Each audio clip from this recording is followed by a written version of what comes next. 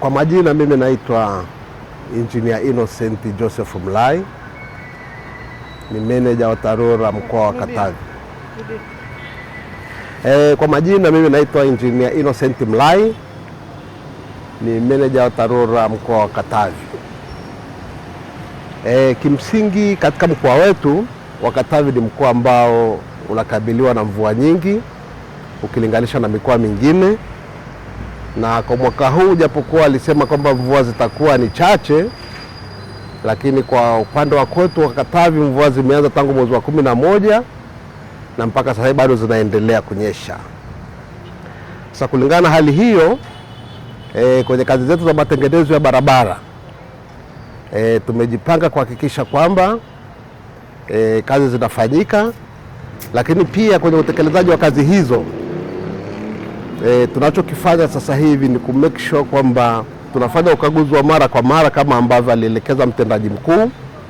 kwa maana kukagua madaraja, kukagua mifereji, kukagua makalvat, ili kuhakikisha kwamba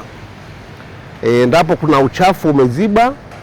au kuna mchanga umejaa, basi tunafanya desilting mapema, kwa maana kuondoa,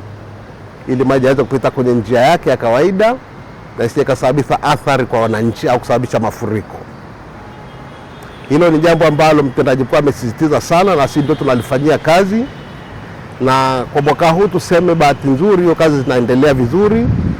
na hatujakutana na changamoto aina yoyote ya mafuriko au mifereji kujaa au makalvati kuziba au madaraja kusombwa na maji.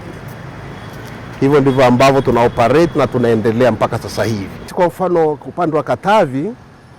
tumejitahidi sana kufungua hizi barabara mpya, kwa maana ya kufika kule ambako walikuwa wanasema kufikiki. Tumejenga madaraja ya mawe zaidi ya madaraja 24 na bado tunaendelea na ujenzi huo,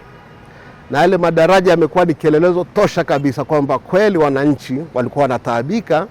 kwa sababu yale maeneo ambayo yalikuwa hayafikiki hata kutembea kwa miguu kipindi cha masika, sasa hivi hata malori yanakwenda kule kwa ajili ya kwenda kutupa mazao, kununua mazao. Kwa hiyo mnafika mahali sasa unakuta wananchi wale wanauza mazao kwa bei ambayo ni nzuri, tofauti na hapo ilipokuwa awali kwamba walikuwa wanakwenda kule ni badalali. Kwa hiyo wakifika kule wao ndio wanapanga bei kwamba ni bei gani anatakiwa mlipe mkulima, badala ya mkulima kupanga bei yake ya mazao ambayo ameyazalisha yeye mwenyewe.